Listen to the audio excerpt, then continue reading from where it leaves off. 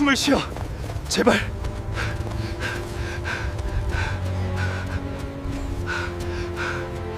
12월의 밤은 뼛속까지 파고드는 추위였다. 영하 5도의 냉기가 공장 단지를 감쌌다.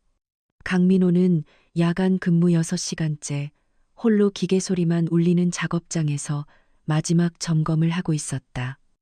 27살, 그의 손은 기름때로 얼룩져 있었고 낡은 작업복은 여러 번 기워진 흔적이 역력했다. 밤 11시 반, 퇴근하려던 민호의 발걸음이 멈췄다. 으앙, 희미한 울음소리였다. 너무 작아서 바람 소리에 묻힐 듯 말 듯한. 민호는 귀를 기울였다. 혹시 착각일까? 하지만 다시 들렸다. 더 약하게, 더 간절하게. 민호는 공장 정문 쪽으로 뛰었다. 눈발이 거세게 날렸다. 하얀 눈이 시야를 가렸지만 그는 멈추지 않았다. 정문 옆 구석진 곳, 커다란 골판지 상자가 눈에 덮여 있었다. 울음소리는 그 안에서 나고 있었다. 민호의 심장이 미친 듯이 뛰었다. 떨리는 손으로 상자 뚜껑을 열었다. 세상에, 작은 아기였다. 갓난아기. 낡은 수건에 감싸여 온몸이 파랗게 질려 있었다. 입술은 보랏빛이었고 작은 손은 꽁꽁 얼어 있었다. 숨을 쉬고 있는지조차 불확실했다. 아기야. 민호는 얼어붙은 손가락으로 아기를 조심스럽게 안아 올렸다. 너무 가벼웠다. 깃털처럼 체온이 거의 느껴지지 않았다. 민호는 재빨리 자신의 낡은 패딩 점퍼를 벗어 아기를 감쌌다. 숨을 쉬어, 제발 숨을 쉬어. 영하의 밤 공기 속에서 민호의 입김이 하얗게 피어올랐다. 그의 손은 추위 때문이 아니라 공포로 떨리고 있었다. 공장에서 가장 가까운 병원까지는 3km. 눈길, 한밤중, 차도 없었다. 민호는 달렸다. 눈 쌓인 도로를 미끄러지며 넘어지며 다시 일어나 달렸다. 품 안의 아기는 이제 울지도 않았다. 너무 고요했다. 그 고요함이 더 무서웠다. 아기야, 제발 버티렴. 조금만, 조금만 버티렴. 민호의 목소리는 간절한 기도였다. 눈발은 더욱 거세졌고 그의 발걸음은 더욱 빨라졌다. 여러분, 안녕하세요. 오늘 들려드릴 이야기는 실화입니다. 한 청년의 작은 선택이 어떻게 여러 사람의 인생을 바꾸었는지에 관한 이야기입니다. 이 영상이 마음에 드신다면 구독 버튼과 좋아요 부탁드립니다. 알림 설정까지 해주시면 새로운 이야기를 가장 먼저 만나보실 수 있습니다. 그리고 댓글로 여러분의 생각을 나눠주세요. 지금 여러분은 어디에서 이 영상을 보고 계신가요? 서울, 부산, 아니면 다른 곳 댓글로 알려주시면 정말 감사하겠습니다.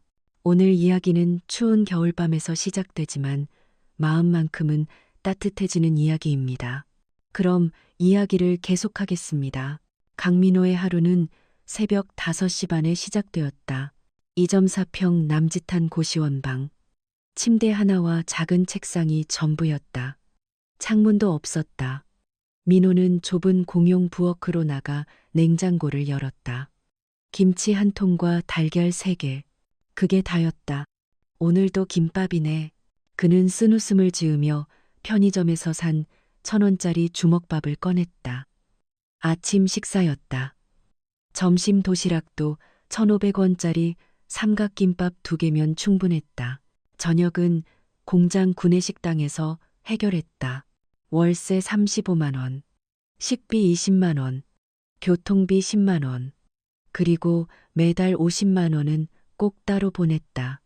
그가 자란 보육원으로 민호는 12살에 부모를 잃었다. 화재 사고였다. 하루아침에 세상에 혼자 남겨졌다. 희망의 집 보육원에서 16살까지 자랐다. 원장 선생님과 보육교사들의 사랑으로 버텼다. 고등학교를 졸업하고 취업했지만 그곳을 잊을 수 없었다. 제가 받은 사랑을 돌려주고 싶어요. 그가 원장 선생님께 처음 돈을 보냈을 때 한 말이었다. 한 달에 50만 원. 적은 돈이지만 그의 마음이 담겨 있었다. 일요일마다 민호는 희망의 집을 찾았다. 아이들과 놀아주고 숙제를 도와주고 이야기를 들어주었다. 아이들의 웃음소리를 들을 때면 민호는 자신도 한때 저랬다는 걸 기억했다. 외롭고 불안하고 사랑에 굶주려 있던 시절. 민호 형, 오늘 축구해요. 아이들이 그를 둘러쌌다. 민호는 진심으로 웃었다. 월급 230만 원으로 사는 삶은 팍팍했지만 이 순간만큼은 부자가 된 기분이었다. 그에게는 꿈이 있었다. 언젠가 더 많은 아이들을 돕는 것, 보육원보다 더 따뜻한 공간, 그룹홈 같은 작은 집, 가족 같은 분위기에서 아이들이 자랄 수 있는 곳. 민호는 매일 밤 그 꿈을 그렸다. 같은 시각, 서울 강남구 한남동. 박준혁 회장의 하루는 오전 6시에 시작되었다. 200평 펜트하우스. 거실만 30평이 넘었다. 하지만 그곳엔 아무도 없었다. 가정부도 비서도 없었다. 준혁은 혼자였다. 늘 혼자였다. 그는 에스프레소 한 잔을 내려 마셨다. 쓰디 쓴 맛, 설탕도 우유도 넣지 않았다. 맛을 느낄 필요가 없었다. 그저 잠을 깨우는 도구일 뿐이었다. 책상 위에는 서류 더미가 쌓여 있었다. 신호그룹, 국내 전자산업 3위 기업, 계열사 12개, 직원 5,000명. 그가 일생을 바쳐 일궈낸 제국이었다. 하지만 그의 책상 위에는 사진 한 장 없었다. 서랍 속에 있었다. 열지 않는 서랍. 5년째 열지 못한 서랍. 그 안에는 낡은 가족사진 한 장과 작은 금빛 시계가 있었다. 아내가 마지막 생일에 선물한 것, 뒷면에 새겨진 글씨. 당신과 함께한 시간은 모두 행복이었어요. 준혁은 서랍 손잡이에 손을 얹었다가 다시 걷었다. 오늘도 열지 못했다. 열면 무너질 것 같았다. 13년 동안 쌓아올린 벽이 13년 전 그날 비가 억수같이 쏟아지던 밤 윤희와 서연이 집을 나섰다. 서연이가 열이 나서 약국에 가야 했다. 준혁은 중요한 회의 중이었다. 전화를 받지 못했다. 14통의 부재중 전화. 당신, 서연이 열이 심해요. 빨리 와줄래요? 여보, 제발 전화 좀 받아요. 괜찮아요. 제가 다녀올게요. 마지막 문자였다. 그로부터 2시간 후 경찰에게서 전화가 왔다. 교통사고. 트럭이 신호를 무시하고 돌진했다. 윤희는 현장에서 사망했다. 서연이는 시신을 찾지 못했다. 차가 강으로 떨어졌고 현장은 혼란스러웠다. 경찰은 실종으로 처리했지만 준혁은 알았다. 5살 아이가 그 추위 속에서 살아남을 리 없었다. 서연아, 아빠는 너무 외롭구나. 준혁은 빈 거실에 혼자 앉아 중얼거렸다. 58살, 모든 걸 가진 남자. 하지만 그 무엇도 가슴속 공허함을 채울 수 없었다. 그는 더 이상 웃지 않았다. 더 이상 울지도 않았다. 감정이 사라진 것 같았다. 살아있지만 살아있지 않은 그런 삶이었다. 회사로 가는 차 안에서 준혁은 창밖을 바라봤다. 거리를 걷는 사람들, 웃고 떠들고 서로를 안는 사람들. 그는 그들을 이해할 수 없었다. 어떻게 저렇게 살 수 있을까? 어떻게 저렇게 웃을 수 있을까? 준혁의 하루는 기계처럼 돌아갔다. 회의, 결제, 보고, 결정. 점심도 책상에서 해결했다. 저녁도 혼자였다. 집에 돌아와서도 서류를 봤다. 잠들 때까지. 두 사람의 삶은 너무 달랐다. 한 사람은 가진 게 없었지만 나눌 줄 알았다. 한 사람은 모든 걸 가졌지만 빈 껍데기였다. 하지만 운명은 이 두 사람을 곧 하나로 엮을 예정이었다. 응급실 의사는 민호를 똑바로 쳐다봤다. 보호자가 필요합니다. 아기 상태가 위중해요. 저체온증의 탈수까지. 당장 입원 조치를 해야 하는데 보호자 서명이 없으면 제가 하겠습니다. 민호의 대답은 단호했다. 의사는 잠시 망설이다가 고개를 끄덕였다. 신분증 주세요. 그리고 비용 문제도 있습니다. 걱정 마세요. 제가 책임질게요. 민호는 떨리는 손으로 신분증을 건넸다. 그의 통장 잔고는 87만 원, 한 달 생활비였다. 하지만 지금 그런 건 중요하지 않았다. 사흘이 흘렀다. 민호는 병원을 떠나지 않았다. 회사에 사정을 설명하고 휴가를 냈다. 무급이었지만 어쩔 수 없었다. 신생아 중환자실 박의자에서 잠을 청했다. 샤워는 병원 화장실에서 대충 했다. 끼니는 편의점 삼각김밥으로 때웠다. 간호사들이 걱정했다. 좀 쉬세요. 이러다 당신도 쓰러져요. 하지만 민호는 고개를 저었다. 괜찮아요. 저 아기가 혼자 깨면 무서워할 것 같아서요. 간호사들은 서로 눈빛을 교환했다. 이런 사람은 처음이었다. 피 한 방울 섞이지 않은 아기를 마치 자기 자식처럼 돌보는 청년. 셋째 날 밤, 민호는 특별히 허락을 받아 신생아실에 들어갔다. 인큐베이터 안의 아기는 많이 좋아져 있었다. 얼굴에 혈색이 돌았고 작은 손을 움직이고 있었다. 다행이다. 민호는 작은 손가락 하나를 조심스럽게 만졌다. 아기가 본능적으로 그의 손가락을 움켜쥐었다. 그 순간 민호의 눈에서 눈물이 흘러내렸다. 미안해. 네가 버려진 게 아니야. 세상이 널 원하지 않는 게 아니야. 나는 네가 살아줘서 정말 고마워. 그는 인큐베이터 옆 의자에 앉아 그대로 잠들었다. 거친 손은 여전히 유리벽에 닿아 있었다. 아기를 향해 다음 날 아침 한 간호사가 민호의 사진을 찍어 자신의 SNS에 올렸다. 밤새 아기 곁을 지킨 무명의 영웅. 사흘째 병원을 떠나지 않는 청년. 버려진 아기를 구하고 끝까지 책임지는 모습에 감동받았습니다. 사진 속 민호는 낡은 작업복을 입고 있었다. 손에는 기름때가 묻어 있었고 머리는 헝클어져 있었다. 하지만 아기를 향한 그의 눈빛은 세상 그 무엇보다 따뜻했다. 게시물은 빠르게 퍼져나갔다.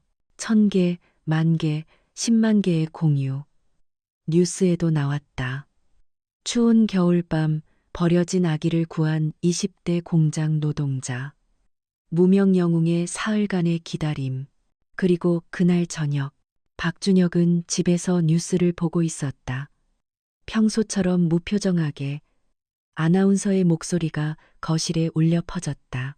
영하의 날씨에 버려진 신생아를 발견한 강민호 씨는 현재까지도 병원을 지키고 있습니다.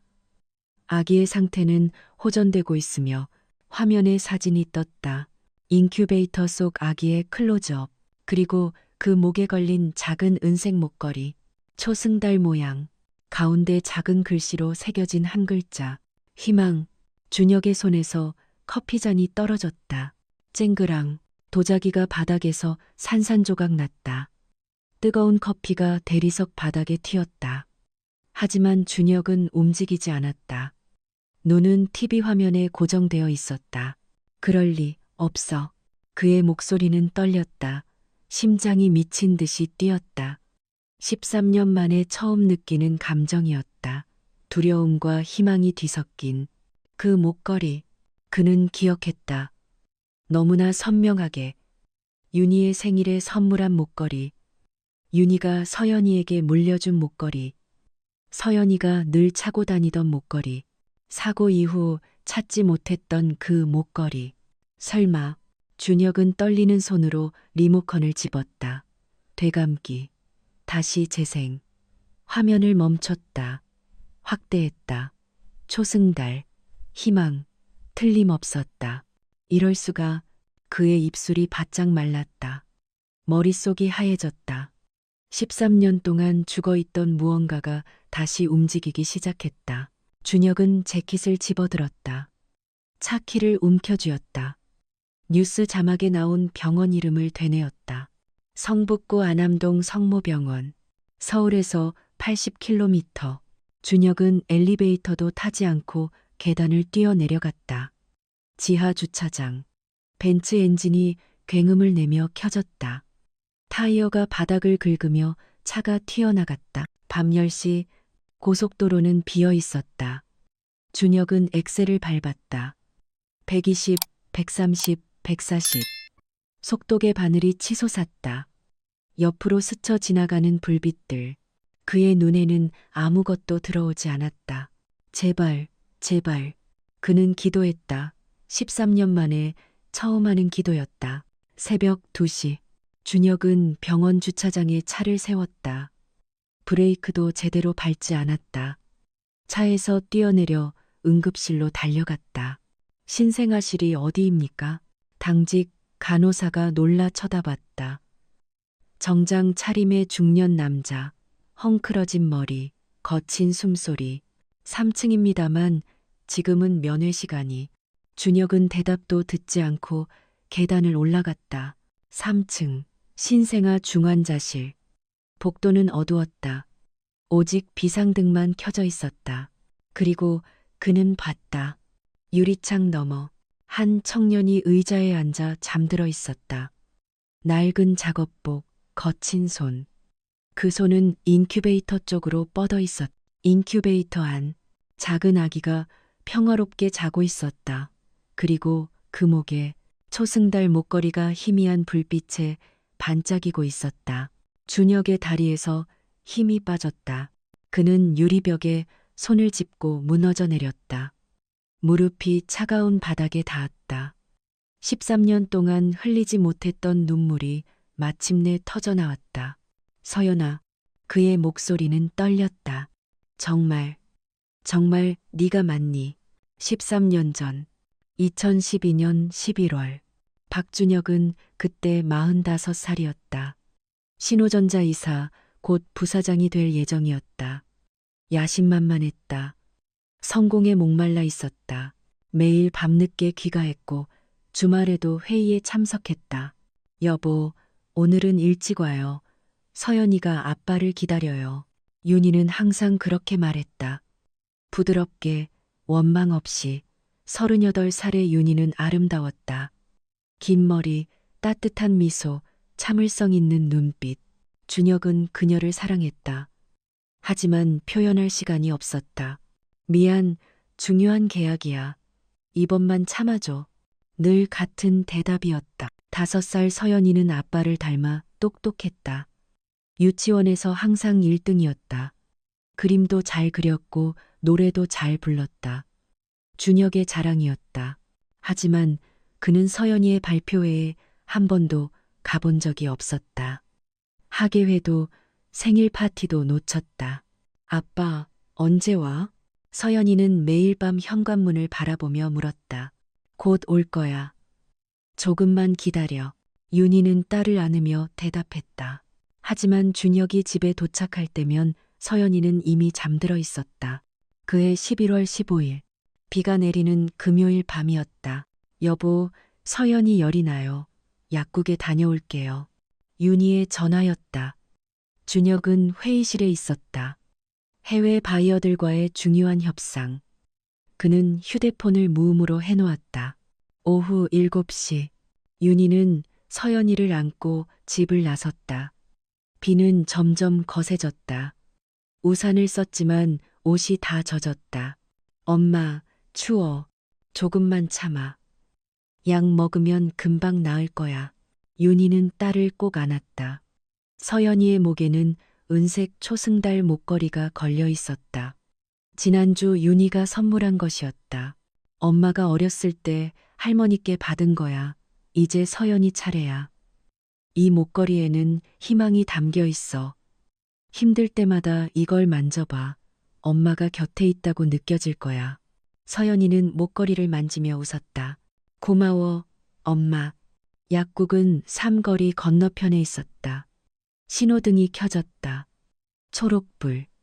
윤희는 횡단보도를 건너기 시작했다. 바로 그때였다. 왼쪽에서 굉음이 들렸다.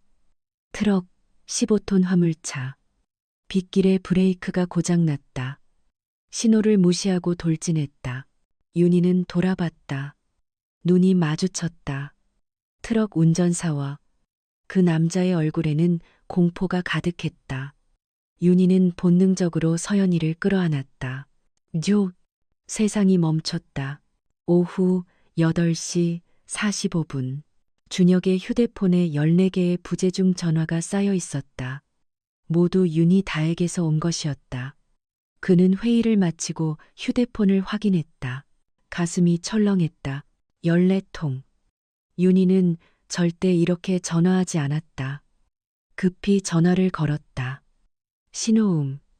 1번, 2번, 3번 받지 않았다. 그때 모르는 번호에서 전화가 왔다. 여보세요. 박준혁 씨 되십니까? 낮고 무거운 목소리, 경찰이었다. 네, 그런데요. 성북경찰서입니다. 지금 즉시 안암동 교차로로 와주시겠습니까? 부인분과 따님께서 준혁의 손에서 휴대폰이 미끄러졌다. 화면이 갈라졌다. 하지만 그는 신경 쓰지 않았다. 정신없이 주차장으로 뛰었다. 사고 현장까지 20분. 준혁은 그 20분이 일생에서 가장 긴 시간이었다고 나중에 회상했다. 온갖 생각이 머릿속을 스쳤다. 제발, 제발 무사하길. 다치지만 않았다면, 살아만 있다면. 하지만 도착했을 때 현장은 지옥이었다. 파란 경찰 테이프, 빨간 사이렌, 깨진 유리 파편들, 비에 섞여 흐르는 핏물, 그리고 하얀 천으로 덮인 무언가. 저게 뭡니까? 준혁의 목소리는 떨렸다. 경찰관이 그를 붙잡았다. 보지 마세요. 정신적 충격이. 준혁은 경찰을 밀쳤다. 하얀 천으로 다가갔다. 손을 뻗었다. 천을 걷었다. 윤이었다. 눈을 감고 있었다. 마치 잠든 것처럼 평화로웠다. 하지만 움직이지 않았다. 숨 쉬지 않았다. 손은 차가웠. 안 돼. 준혁은 무릎을 꿇었다. 윤희를 안았다. 흔들었다. 윤희야, 일어나. 제발 일어나. 농담이지? 그렇지? 윤희야. 하지만 윤희는 대답하지 않았다. 따님은. 경찰관의 목소리가 들렸다. 따님은 못 찾았습니다. 충격으로 차가 저쪽 난간을 들이받았고 강으로 떨어졌습니다. 수색대를 보냈지만 뭐라고요? 준혁은 경찰관을 쳐다봤다. 눈은 충혈되어 있었다. 서연이를 못 찾았다고요? 죄송합니다. 어두운 데다 수심이 깊어서. 내일 아침 다시 수색하겠습니다. 준혁은 비틀거리며 난간으로 걸어갔다. 아래를 내려다봤다. 검은 강물이 소용돌이치고 있었다. 비는 계속 내렸다. 서연아, 그는 소리쳤다. 서연아, 어디 있니? 대답해. 메아리만 돌아왔다. 준혁은 난간을 붙잡고 울부짖었다. 비가 그의 얼굴을 때렸다. 눈물과 빗물이 섞였다. 내 잘못이야. 다 내 잘못이야. 만약 그가 전화를 받았다면, 만약 그가 일찍 집에 갔다면, 만약 그가 직접 약을 사러 갔다면, 만약. 그날 밤 준혁은 현장을 떠나지 않았다. 새벽까지 강을 내려다봤다. 수색대는 계속 찾았지만 서연이는 발견되지 않았다. 사흘 후 윤희의 장례식이 치러졌다. 준혁은 영정 사진을 바라봤다. 웃고 있는 윤희. 그는 기억했다. 그 사진을 찍던 날, 서연이의 돌잔치 날이었다. 윤희는 정말 행복해했다. 당신이 바빠도 괜찮아요. 저와 서연이는 항상 기다릴 테니까. 윤희가 자주 하던 말이었다. 준혁은 그제야 깨달았다. 그녀가 얼마나 외로웠을지, 서연이가 얼마나 아빠를 그리워했을지. 장례식 후 준혁은 집에 돌아갔다. 식탁 위에는 음식이 그대로 있었다. 윤희가 그날 저녁 만들어둔 것이었다. 김치찌개, 계란말이, 시금치 나물, 준혁이 좋아하는 것들. 이제 차갑게 식어 있었다. 현관에는 서연이의 분홍색 신발이 나란히 놓여 있었다. 토끼 그림이 그려진 작은 신발. 더 이상 주인이 없는 신발. 서연이 방에는 곰인형이 침대 위에 놓여 있었다. 서연이가 가장 아끼던 인형, 뽀로로라고 이름 붙인 갈색 곰. 준혁은 인형을 안았다. 미안해, 서연아. 아빠가 미안해. 그날 이후 준혁은 웃지 않았다. 울지도 않았다. 그저 살았다. 기계처럼. 회사에 가고 일하고 집에 돌아오고 잠들었다. 감정을 잃었다. 마음을 닫았다. 13년. 그렇게 13년이 흘렀다. 서연이의 방은 그대로였다. 먼지만 쌓였다. 곰인형도 분홍 신발도 책상도 그대로였다. 준혁은 한 번도 그 방문을 열지 못했다. 다시 한 번만 안아볼 수 있다면. 그는 매일 밤 그렇게 중얼거렸다. 빈집에서, 혼자서, 그리고 지금 13년 만에 그는 병원 복도에 무릎을 꿇고 있었다. 초승달 목걸이를 한 아기를 보며 혹시라도 넷째 날 아침 담당 의사가 민호를 따로 불렀다. 표정이 무겁였다. 아기 상태에 대해 말씀드려야 할 게 있습니다. 민호의 가슴이 철렁했다. 선천성 심장 질환입니다. 심실 중격 결손. 지금 당장은 안정적이지만 수술하지 않으면 의사는 말을 흐렸다. 하지만 민호는 알았다. 의미를 수술하면 괜찮아질까요? 네, 성공률은 90% 이상입니다. 하지만 비용이 얼마나 드나요? 800만 원 정도입니다. 800만 원. 민호의 통장 잔고는 87만 원이었다. 이번 달 월급까지 합쳐도 300만 원이 조금 넘었다. 턱없이 부족했다. 언제까지 결정해야 하나요? 2주 안에는 수술해야 합니다. 늦으면 위험합니다. 민호는 고개를 끄덕였다. 손이 떨렸지만 목소리는 단호했다. 하겠습니다. 제가 책임지겠습니다. 그날 오후 민호는 공장 동료 재훈에게 전화했다. 재훈아, 나 돈 좀 빌려줄 수 있어? 갑자기 왜? 얼마? 500만 원. 전화 너머로 긴 침묵이 흘렀다. 민호야, 너 미쳤어? 그게 무슨 돈이야? 아기 수술비야. 심장 수술해야 해. 야, 정신 차려. 그건 남의 아이야. 내 아이도 아니잖아. 재훈의 목소리에는 걱정이 섞여 있었다. 알아. 하지만 뭐, 너 지금도 빠듯하게 사는 거 내가 모르는 줄 알아? 고시원 월세도 밀린 적 있잖아. 민호는 입술을 깨물었다. 재훈의 말이 틀리지 않았다. 그는 매달 빠듯하게 살았다. 여유 같은 건 없었다. 하지만 그럼 누가 이 아이를 지켜줄 건데? 민호의 목소리는 떨렸다. 복지시설이 있잖아. 국가에서 해줄 거야. 시간이 없어. 2주 안에 수술해야 해. 절차 밟다가 늦으면. 말을 잇지 못했다. 재훈이 한숨을 쉬었다. 미안, 민호야. 나도 돈이 없어. 내 마음은 이해하는데. 전화가 끊겼다. 민호는 휴대폰을 내려다봤다. 연락처를 훑었다. 빌릴 수 있는 사람이 있을까? 친구들도 다들 어렵게 살았다. 가족은 없었다. 그의 시선이 책상 서랍에 머물렀다. 작은 나무 상자. 민호는 상자를 꺼냈다. 열었다. 안에는 은색 손목시계가 들어있었다. 낡았지만 소중한 시계.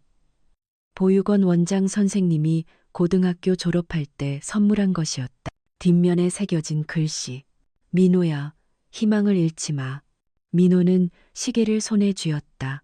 무거웠다. 돈의 무게가 아니라 추억의 무게였다. 다음 날, 민호는 질도 전당포 앞에 섰다. 낡은 간판, 급전대출. 귀금속 매입, 손에는 시계가 들려 있었다. 떨리고 있었다. 들어갈까 말까. 그는 10분 동안 그렇게 서 있었다. 지나가는 사람들이 쳐다봤지만 신경 쓰지 않았다. 이 아이에게도 살 권리가 있어요. 민호는 스스로에게 중얼거렸다. 심호흡을 했다. 문을 열고 들어갔다. 전당포 주인은 50대 남자였다. 시계를 보더니 고개를 저었다. 이건 별로 값이 안 나가. 30만 원, 40만 원만 주세요. 제발. 민호의 목소리는 간절했다. 주인은 그를 한참 쳐다보다가 한숨을 쉬었다. 됐어. 40만 원. 민호는 현금 다발을 받았다. 얇았다. 너무 얇았다. 하지만 이게 시작이었다. 그날 오후 민호는 저축은행에 갔다. 대출 상담. 담보가 있으신가요? 고시원 전세권이요. 금액이 얼마죠? 500만 원이요. 상담원은 계산기를 두드렸다. 최대 300만 원까지 가능합니다. 금리는 연 15%, 2년 상환 조건. 15% 높았다. 매달 이자만 37만 원. 원금 상환까지 하면 50만 원 넘게 나갔다. 하겠습니다. 민호는 서류를 받았다. 빽빽한 글씨, 약관, 주의사항. 그는 제대로 읽지도 못했다. 손이 떨려서 글자가 흔들렸다. 이름을 적었다. 강민호. 도장을 찍었다. 파이. 상담원이 현금을 내밀었다. 300만 원, 40만 원과 합쳐서 340만 원. 아직 부족했다. 460만 원이 더 필요했다. 민호는 고시원 주인을 찾아갔다. 아저씨, 전세금 조금 먼저 돌려받을 수 있을까요? 계약 기간도 안 끝났는데 급한 일이 생겨서요. 400만 원만. 주인은 난감한 표정을 지었다. 다음 세입자 들어와야 돌려주지. 그것도 한 달은 걸려. 제발요. 정말 급해요. 민호는 고개를 숙였다. 주인은 한참을 고민하다가 입을 열었다. 알았어. 대신 2주 안에 나가야 해. 그리고 200만 원만 줄게. 나머지는 나중에. 감사합니다. 민호는 고개를 숙여 인사했다. 200만 원, 340만 원과 합쳐서 540만 원. 아직도 260만 원이 부족했다. 그날 밤 민호는 잠들지 못했다. 좁은 고시원 방 바닥에 누워 천장을 바라봤다. 계산을 되풀이했다. 월급 230만 원, 대출 이자 37만 원, 세방 월세 40만 원, 생활비 50만 원, 남는 건 100만 원 남짓. 원금 상환하면 남는 게 없었다. 보육원에 보낼 돈도 없었다. 괜찮을까? 두려움이 밀려왔다. 하지만 동시에 작은 얼굴이 떠올랐다. 인큐베이터 속 아기. 작은 손, 초승달 목걸이. 민호는 주먹을 쥐었다. 버티자. 나도 버텼잖아. 그는 12살에 혼자가 됐다. 무서웠다. 외로웠다. 하지만 누군가가 손을 내밀어줬다. 원장 선생님, 보육교사들. 그들의 사랑으로 살아남았다. 이제 그의 차례였다. 누군가에게 손을 내밀 차례. 민호는 눈을 감았다. 불안했지만 후회는 없었다. 이 아이에게도 살 권리가 있어요. 그는 다시 한번 중얼거렸다. 그리고 잠들었다. 새벽 3시. 준혁은 신생아실 밖 복도에 서 있었다. 유리창 너머로 민호가 아기 곁에 앉아 있는 모습이 보였다. 청년은 조용히 노래를 부르고 있었다. 반짝반짝 작은 별. 준혁의 발걸음이 멈췄다. 그 목소리 부드럽고 따뜻하고 애틋했다. 그리고 익숙했다. 너무나 익숙했다. 윤희의 목소리였다. 정확히 같은 톤, 같은 리듬. 윤희가 서연이를 재울 때 부르던 바로 그 자장가. 준혁의 심장이 요동쳤다. 어떻게? 그는 유리의 손을 짚었다. 다리에 힘이 빠졌다. 13년 만에 듣는 그 노래. 13년 만에 느끼는 그 따뜻함. 민호가 노래를 마쳤다. 아기는 평화롭게 자고 있었다. 청년은 조심스럽게 아기의 작은 손을 쓰다듬었다. 준혁은 문을 열었다. 발소리에 민호가 고개를 돌렸다. 정장 차림의 중년 남자, 지친 얼굴, 충혈된 눈. 누구십니까? 민호가 조심스럽게 물었다. 준혁은 한참 동안 대답하지 못했다. 목이 메었다. 저는 박준혁입니다. 신호그룹 회장님? 민호는 놀라 자리에서 일어났다. 뉴스에서 본 얼굴이었다. 하지만 왜 여기에? 혹시 아기와 DNA 검사를 하고 싶습니다. 준혁의 목소리는 떨렸다. 저 목걸이. 제가 아는 목걸이입니다. 제 가족의 것이었습니다. 민호는 아기의 목을 내려다봤다. 작은 초승달 목걸이가 희미하게 빛나고 있었다. 알겠습니다. 아기를 위한 일이라면. 이틀 후 준혁은 병원장실에 앉아 있었다. 책상 위에는 하얀 봉투가 놓여 있었다. DNA 검사 결과 그의 손이 봉투를 향해 뻗었다가 다시 움츠러들었다. 열어보시겠습니까? 병원장이 조심스럽게 물었다. 준혁은 고개를 끄덕였다. 하지만 손이 떨려 봉투를 잡을 수 없었다. 병원장이 대신 열었다. 서류를 꺼냈다. 빽빽한 숫자들, 그래프, 그리고 마지막 줄. 부녀 관계 확률 0%. 준혁의 세상이 무너졌다. 아니야. 그는 고개를 저었다. 다시 검사해 주세요. 실수가 있을 겁니다. 회장님, 이 검사는 정확도가 99.9%입니다. 실수의 여지가. 다시 하라고요. 준혁의 목소리가 높아졌다. 병원장은 깜짝 놀라 뒤로 물러섰다. 준혁은 자리에서 일어나 창밖을 바라봤다. 서연이가 아니었다. 13년 동안 기다린 기적. 13년 동안 바란 재회, 모두 환상이었다. 하지만 병원장이 조심스럽게 말을 이었다. 흥미로운 점이 있습니다. 완전히 남남은 아닙니다. 검사 결과상 아기는 박 씨 가문의 먼 혈연으로 추정됩니다. 아마도 사촌, 육촌 정도의. 준혁은 고개를 돌렸다. 뭐라고요? 자세한 건 추가 조사가 필요하지만 유전자 마커 몇 개가 일치합니다. 아기는 분명 박 씨 가문과 연관이 있습니다. 희망의 불씨가 다시 타올랐다. 작지만 분명한 불씨였다. 그날 오후 준혁은 개인 탐정을 고용했다. 최고의 전문가, 흔적을 찾아내는 사람, 목걸이의 출처를 찾아주세요. 그리고 아기를 버린 사람을 찾아주세요. 얼마나 시간이 걸릴까요? 일주일입니다. 일주일. 준혁은 그 일주일을 지옥처럼 보냈다. 회사 일은 손에 잡히지 않았다. 밤마다 병원을 찾았다. 유리창 너머로 아기를 바라봤다. 그리고 민호를 관찰했다. 청년은 여전히 아기 곁을 떠나지 않았다. 회사에도 가지 않았다. 끼니를 걸으면서까지 아기를 돌봤다. 준혁은 이해할 수 없었다. 왜, 무엇 때문에? 어느 날 밤 준혁은 민호에게 물었다. 왜 이러시는 겁니까? 민호는 잠시 생각하다가 대답했다.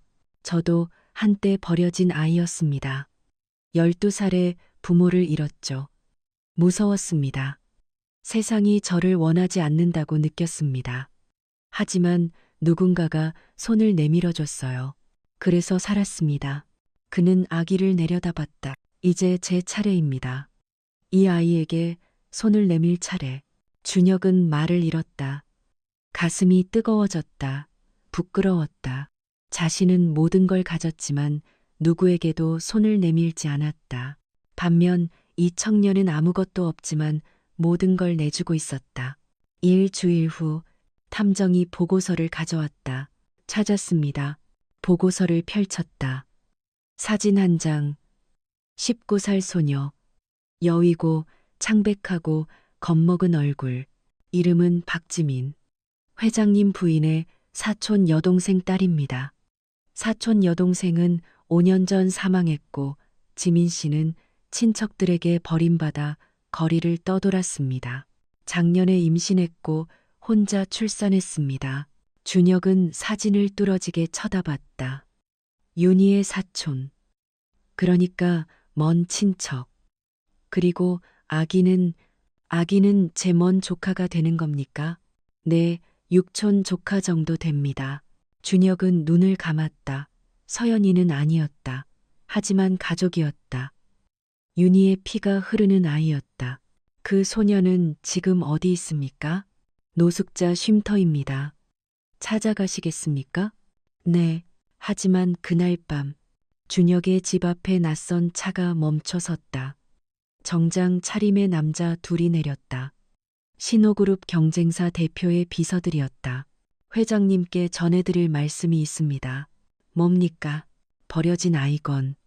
언론에 새지 않게 조심하시죠. 신호그룹 회장이 사생아 스캔들에 연루된다? 주가가 얼마나 떨어질지 상상이 되십니까? 협박이었다. 준혁은 차갑게 웃었다. 나가시죠. 곧 기자들이 몰려올 겁니다. 준비하세요. 남자들은 떠났다. 준혁은 주먹을 쥐었다. 시작됐다. 그가 가장 두려워하던 것. 이틀 후 병원 앞에 기자들이 몰려들었다. 카메라, 마이크, 플래시. 박 회장, 버려진 아기와 관계가 있습니까? 사생아, 소문이 사실입니까? 민호는 아기를 안고 뒷문으로 빠져나가려 했다. 하지만 기자들이 막아섰다. 비켜주세요. 당신은 누구입니까? 아기 아버지입니까? 플래시가 터졌다. 민호는 본능적으로 아기를 가슴에 안았다. 자신의 몸으로 가렸다. 바로 그때 검은 벤츠가 급정거했다. 준혁이 뛰어내렸다. 기자들을 밀쳤다. 비키시오. 그는 민호와 아기를 감쌌다. 자신의 몸으로 카메라 플래시가 그의 얼굴을 때렸다.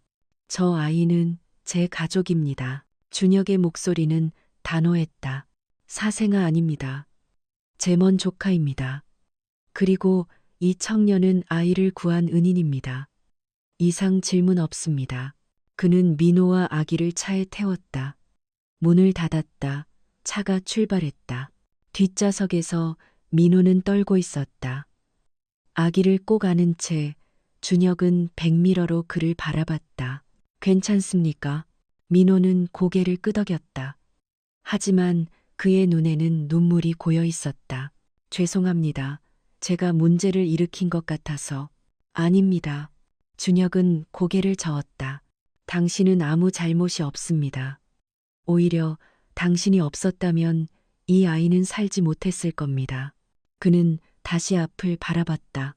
그래도 이 아이는 내 가족이야. 준혁은 스스로에게 중얼거렸다. 서연이는 아니었다. 하지만 윤희의 피가 흐르는 아이였다. 그것만으로 충분했다. 이제 그는 알았다. 가족은 피로만 이어지는 게 아니라는 것을. 다음 날 오전 준혁은 노숙자 쉼터를 찾았다. 민호도 함께였다. 좁고 낡은 건물. 복도에는 소독약 냄새가 났다. 상담사가 그들을 작은 방으로 안내했다. 조심스럽게 대해주세요. 아직 많이 불안정합니다. 문이 열렸다. 구석에 한 소녀가 웅크리고 앉아 있었다. 19살 박지민. 깡마른 몸, 핏기 없는 얼굴, 손톱을 뜯어먹은 흔적이 역력했다.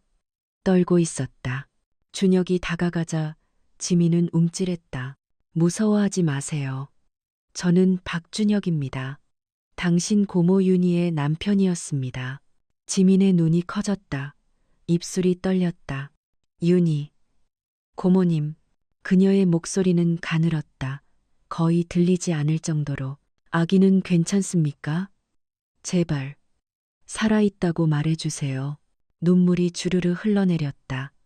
준혁은 천천히 고개를 끄덕였다. 살아있습니다. 건강합니다. 지민은 그 자리에 주저앉았다. 손으로 얼굴을 가렸다. 어깨가 심하게 떨렸다. 오열이었다. 다행이다. 다행이야. 민호가 조용히 물 한 잔을 건넸다. 지민은 떨리는 손으로 받아 마셨다. 한참 후에야 말을 이었다. 저는 선택할 수 없었어요. 그녀의 이야기가 시작됐다. 어머니는 5년 전 병으로 세상을 떠났다. 아버지는 재혼하며 지민을 버렸다. 친척들도 외면했다. 14살에 혼자가 됐다.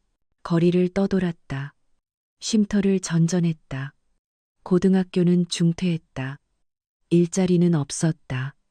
미성년자였기 때문에 작년 18살 때 한 남자를 만났다. 25살, 착해 보였다.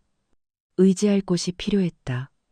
하지만 임신 소식을 듣자 그는 사라졌다. 혼자 남았다. 쉼터에서도 쫓겨났다. 임산부는 받지 않는다고 거리에서 배가 불러왔다. 겨울이 왔다. 출산은 공중 화장실에서 했어요. 지민의 목소리는 떨렸다. 아무도 몰랐어요. 혼자였어요. 너무 아팠어요. 죽는 줄 알았어요. 피, 고통, 공포, 그리고 마침내 들린 울음소리. 아기를 안았을 때 처음으로 느꼈어요. 제가 누군가의 엄마라는 걸. 하지만 그녀는 고개를 숙였다. 키울 수 없었어요. 저는 하루 끼니도 못 먹었어요. 잠잘 곳도 없었어요. 이 아이가 저랑 있으면 죽을 거라고 생각했어요. 그녀는 주머니에서 구겨진 종이를 꺼냈다. 연필로 휘갈겨 쓴 글씨. 미안해 아가야. 엄마는 너를 지킬 수 없어. 제발 좋은 사람 만나길. 제발 행복하길. 사랑해. 지민은 편지를 준혁에게 건넸다. 목걸이는 엄마가 주신 거예요. 엄마 마지막 유물이었어요. 윤희 고모님이 엄마한테 주셨다고 들었어요. 그래서 혹시나 해서 아기한테 걸어줬어요. 누군가 알아봐 주길 바라면서 그녀는 무릎을 꿇었다. 이마를 바닥에 댔다. 죄송해요. 정말 죄송해요. 저는 나쁜 엄마예요. 온몸이 떨렸다. 바닥에 눈물이 떨어졌다. 작은 소리로 계속 중얼거렸다. 미안해. 미안해. 민호는 그 모습을 보며 눈시울이 붉어졌다. 그는 무릎을 꿇고 지민과 눈높이를 맞췄다. 나쁜 엄마가 아니에요. 그의 목소리는 따뜻했다. 당신은 최선을 다했어요. 아기를 아무데나 버리지 않았잖아요. 불 켜진 곳을 찾아갔잖아요. 목걸이를 걸어줬잖아요. 그건 사랑이었어요. 지민이 고개를 들었다. 눈물 범벅인 얼굴. 민호는 계속 말했다.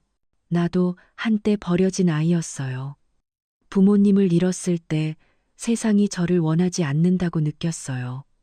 하지만 누군가가 손을 내밀어줬어요. 그래서 지금 여기 있어요. 그는 지민의 손을 잡았다. 당신도 그랬어요. 아기에게 손을 내밀었어요. 살 기회를 준 거예요. 그게 얼마나 큰 사랑인지 알아요? 지민은 소리내어 울었다. 처음으로 누군가가 자신을 이해해 주었다. 처음으로 자신이 나쁜 사람이 아니라고 말해 주었다. 준혁도 무릎을 꿇었다. 세 사람이 차가운 바닥에 함께 앉았다. 지민 씨, 준혁의 목소리는 부드러웠다. 당신은 혼자가 아니에요. 이제 가족이 있어요. 제가 있어요. 그리고 그는 민호를 바라봤다. 이 청년도 있어요. 우리 모두 당신과 아기를 지킬 겁니다. 지민은 믿을 수 없다는 표정으로 그들을 바라봤다. 정말, 정말요? 네. 준혁은 고개를 끄덕였다. 이제 다시는 혼자가 아니에요. 방 안에 따뜻한 침묵이 흘렀다. 창밖으로 겨울 햇살이 비쳤다. 일주일 후 수술실 불이 켜졌다. 빨간 램프. 수술 중 민호는 복도 의자에 앉아 손을 모았다. 기도하듯이 준혁도 옆에 앉아 있었다. 지민은 유리창에 이마를 대고 있었다. 3시간, 긴 시간이었다. 초침 소리가 너무 크게 들렸다. 민호의 다리는 계속 떨렸다. 준혁은 주먹을 쥐었다 폈다를 반복했다. 마침내 초록불이 켜졌다. 수술 완료. 의사가 나왔다. 마스크를 벗었다. 피곤한 얼굴, 하지만 미소를 짓고 있었다. 성공했습니다. 그 한마디, 지민이 주저앉았다. 손으로 입을 막았다. 울음이 터져 나왔다. 민호는 하늘을 쳐다보며 눈을 감았다. 눈물이 볼을 타고 흘렀다. 준혁은 떨리는 손으로 얼굴을 감쌌다. 감사합니다. 정말 감사합니다. 세 사람은 서로를 껴안았다. 낯선 사람들. 하지만 이제는 가족이었다. 한 아이를 구하기 위해 함께 싸운 사람들. 이틀 후 아기는 회복실로 옮겨졌다. 얼굴에 혈색이 돌았다. 작은 손발을 움직였다. 처음으로 눈을 제대로 떴다. 까만 눈동자, 호기심 가득한 눈빛. 아가야. 지민이 조심스럽게 손가락을 내밀었다. 아기가 움켜쥐었다. 지민은 울음을 터뜨렸다. 미안해. 엄마가 미안해. 민호가 옆에서 지켜봤다. 가슴이 따뜻해졌다. 준혁도 창밖을 바라보며 미소 지었다. 이름을 지어야겠네요. 준혁이 말했다. 지민 씨, 어떤 이름이 좋을까요? 지민은 잠시 생각하다가 대답했다. 하늘, 하늘이요. 하늘? 네, 엄마가 자주 말씀하셨어요. 힘들 때는 하늘을 보라고. 하늘은 항상 열려 있고 희망은 언제나 있다고. 준혁은 고개를 끄덕였다. 좋은 이름이네요. 박하늘. 하늘처럼 넓고 자유롭게 자라길. 그날 오후 준혁은 민호를 회사로 불렀다. 신호그룹 본사 40층 건물. 민호는 낡은 작업복 대신 빌린 정장을 입고 왔다. 어색했다. 자꾸 옷깃을 만졌다. 회장실, 넓은 사무실, 통유리창 너머로 서울 전경이 보였다. 민호는 입이 벌어졌다. 앉으세요. 준혁이 소파를 가리켰다. 비서가 차를 내왔다. 민호는 조심스럽게 앉았다. 먼저 이것부터. 준혁은 서류 봉투를 건넸다. 민호가 열었다. 대출 상환 증명서, 전당포 찾기, 영수증, 그리고 은색 시계. 회장님, 이게 당신이 진 빚입니다. 모두 갚았습니다. 그리고 시계도 찾아왔습니다. 민호는 시계를 떨리는 손으로 받았다. 뒷면에 글씨. 민호야, 희망을 잃지 마. 눈시울이 뜨거워졌다. 제가 어떻게 이걸... 다음은 이것입니다. 준혁은 두꺼운 서류를 내밀었다. 고용계약서. 민호는 첫 페이지를 펼쳤다. 신호그룹 사회공헌팀 팀장. 연봉 5,500만 원. 민호는 숨이 멎었다. 회장님, 저는 고졸이에요. 경력도 없어요. 이런 자리는 당신에게는 더 귀한 게 있습니다. 준혁이 말을 끊었다. 마음입니다. 남을 위해 자신을 희생할 줄 아는 마음. 그게 바로 제가 찾던 사람입니다. 그는 민호의 눈을 똑바로 쳐다봤다. 우리 회사는 복지 사업을 확대할 예정입니다. 보육원, 쉼터, 장학사업. 당신처럼 진심으로 사람을 돕고 싶어 하는 사람이 필요합니다. 민호는 서류를 내려다봤다. 손이 떨렸다. 꿈 같았다. 믿을 수 없었다. 저는 그냥 당연한 일을 했을 뿐이에요. 그 당연함이 내 인생을 바꿨습니다. 준혁의 목소리는 진지했다. 너 덕분에 내 마음이 다시 뛰기 시작했어. 그는 창밖을 바라봤다. 13년 동안 나는 죽어 있었습니다. 숨만 쉬고 있었죠.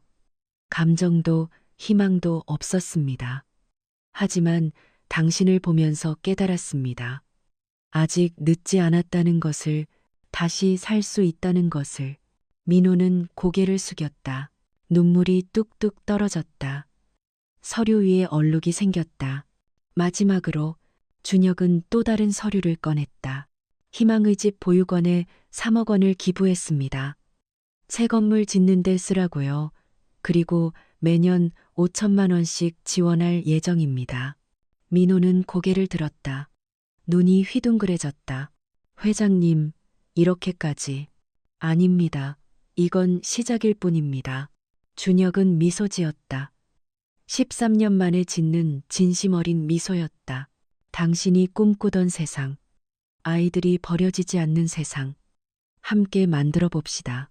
그날 밤 준혁은 집에 돌아왔다. 13년 동안 열지 못한 서랍을 열었다. 가족 앨범, 먼지가 쌓여 있었다. 조심스럽게 꺼냈다. 첫 페이지, 윤희의 미소, 서연이의 웃음. 행복했던 날들. 준혁은 사진을 쓰다듬었다. 윤희야, 서연아. 그의 목소리는 떨렸지만 평화로웠다. 나 이제 괜찮아. 다시 살아볼게. 두 사람이 지켜봐줘. 창밖으로 보름달이 떠 있었다. 밝고 따뜻한 빛. 준혁은 달을 바라보며 미소 지었다. 병원에서는 하늘이가 처음으로 소리내어 웃었다. 깔깔깔. 맑은 웃음소리. 지민이 손뼉을 쳤다. 민호가 함께 웃었다. 창밖으로 햇살이 비쳤다. 겨울이 끝나가고 있었다. 봄이 오고 있었다. 6개월 후 봄이었다. 한강공원에는 벚꽃이 만개했다. 분홍빛 꽃이 피 바람에 날렸다. 하늘은 맑았고 공기는 따뜻했다. 돗자리 위에 네 사람이 앉아 있었다. 준혁, 민호, 지민, 그리고 하늘이. 하늘이는 이제 10개월, 통통하고 건강했다. 뺨은 사과처럼 빨갛고 눈은 초롱초롱했다. 초승달 목걸이가 햇빛에 반짝였다. 하늘아, 이리 와봐. 민호가 손을 내밀었다. 하늘이는 방긋 웃으며 비틀비틀 걸어왔다. 첫걸음마, 아직 서툴렀지만 용감했다. 한 걸음, 두 걸음, 세 걸음, 잘한다. 하늘아. 준혁이 박수를 쳤다. 지민도 함께 박수 쳤다. 하늘이는 깔깔 웃으며 민호 품에 안겼다. 우리 하늘이 이제 다 컸네. 민호가 하늘이 머리를 쓰다듬었다. 하늘이는 민호 볼에 뽀뽀했다. 침이 묻었지만 민호는 개의치 않았다. 행복했다. 삼촌 덕분이에요. 지민이 민호를 바라보며 말했다. 그녀는 많이 달라져 있었다. 얼굴에 혈색이 돌았고 눈빛에 자신감이 생겼다. 피부 관리 학원을 다니고 있었다. 다음 달이면 자격증을 딸 예정이었다. 아니야, 네가 잘하고 있어. 민호가 대답했다. 하늘이는 네가 자랑스러울 거야. 지민은 딸을 바라봤다. 눈시울이 붉어졌다. 하지만 이제는 슬픈 눈물이 아니었다. 감사의 눈물이었다. 준혁은 그 모습을 조용히 지켜봤다. 가슴이 따뜻했다.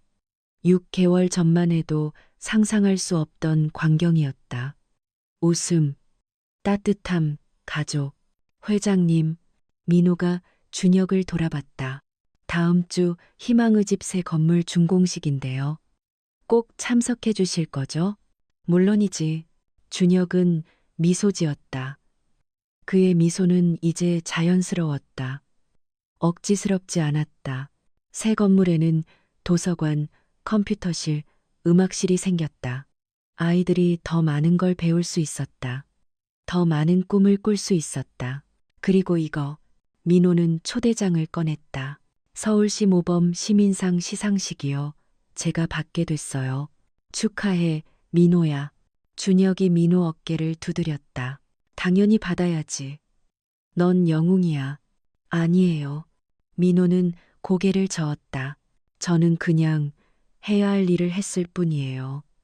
진짜 영웅은 회장님이에요. 회장님이 없었다면 우리 둘 다 영웅이야. 준혁이 말을 끊었다.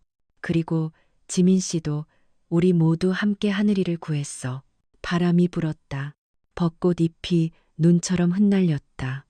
하늘이가 손을 뻗어 꽃잎을 잡으려 했다. 까르르 웃었다. 준혁은 하늘을 올려다봤다. 구름 한 점 없는 맑은 하늘. 그는 속으로 중얼거렸다. 윤희야, 서연아.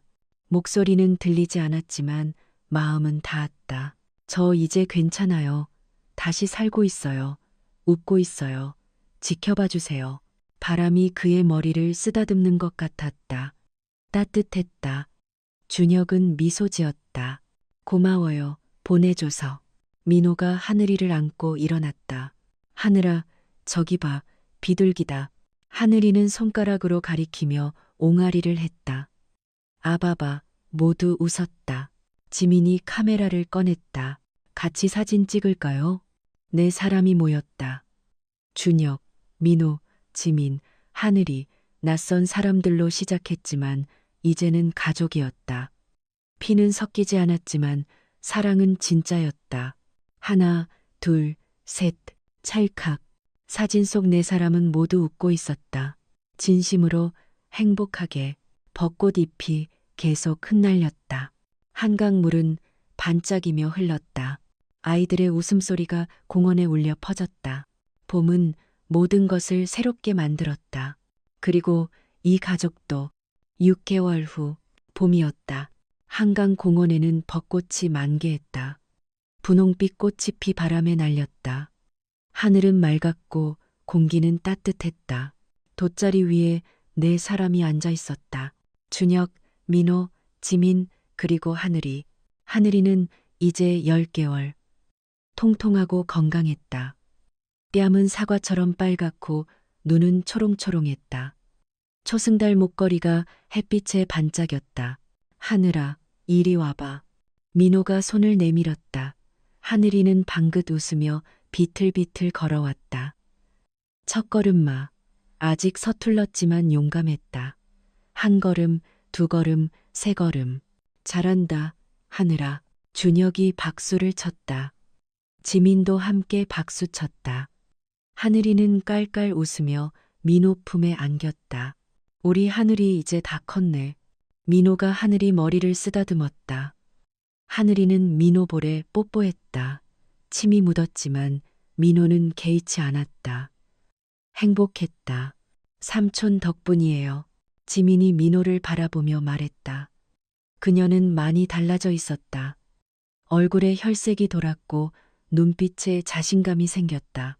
피부 관리 학원을 다니고 있었다. 다음 달이면 자격증을 딸 예정이었다. 아니야, 네가 잘하고 있어. 민호가 대답했다. 하늘이는 네가 자랑스러울 거야. 지민은 딸을 바라봤다. 눈시울이 붉어졌다. 하지만 이제는 슬픈 눈물이 아니었다. 감사의 눈물이었다. 준혁은 그 모습을 조용히 지켜봤다. 가슴이 따뜻했다. 6개월 전만 해도 상상할 수 없던 광경이었다. 웃음, 따뜻함, 가족, 회장님. 민호가 준혁을 돌아봤다. 다음 주 희망의 집 새 건물 준공식인데요. 꼭 참석해 주실 거죠? 물론이지. 준혁은 미소 지었다. 그의 미소는 이제 자연스러웠다. 억지스럽지 않았다. 새 건물에는 도서관, 컴퓨터실, 음악실이 생겼다. 아이들이 더 많은 걸 배울 수 있었다. 더 많은 꿈을 꿀 수 있었다. 그리고 이거. 민호는 초대장을 꺼냈다. 서울시 모범 시민상 시상식이요. 제가 받게 됐어요. 축하해, 민호야. 준혁이 민호 어깨를 두드렸다. 당연히 받아야지. 넌 영웅이야. 아니에요. 민호는 고개를 저었다. 저는 그냥 해야 할 일을 했을 뿐이에요. 진짜 영웅은 회장님이에요. 회장님이 없었다면 우리 둘 다 영웅이야. 준혁이 말을 끊었다. 그리고 지민 씨도 우리 모두 함께 하늘이를 구했어. 바람이 불었다. 벚꽃잎이 눈처럼 흩날렸다. 하늘이가 손을 뻗어 꽃잎을 잡으려 했다. 까르르 웃었다. 준혁은 하늘을 올려다봤다. 구름 한 점 없는 맑은 하늘, 그는 속으로 중얼거렸다. 윤희야, 서연아. 목소리는 들리지 않았지만 마음은 닿았다. 저 이제 괜찮아요. 다시 살고 있어요. 웃고 있어요. 지켜봐 주세요. 바람이 그의 머리를 쓰다듬는 것 같았다.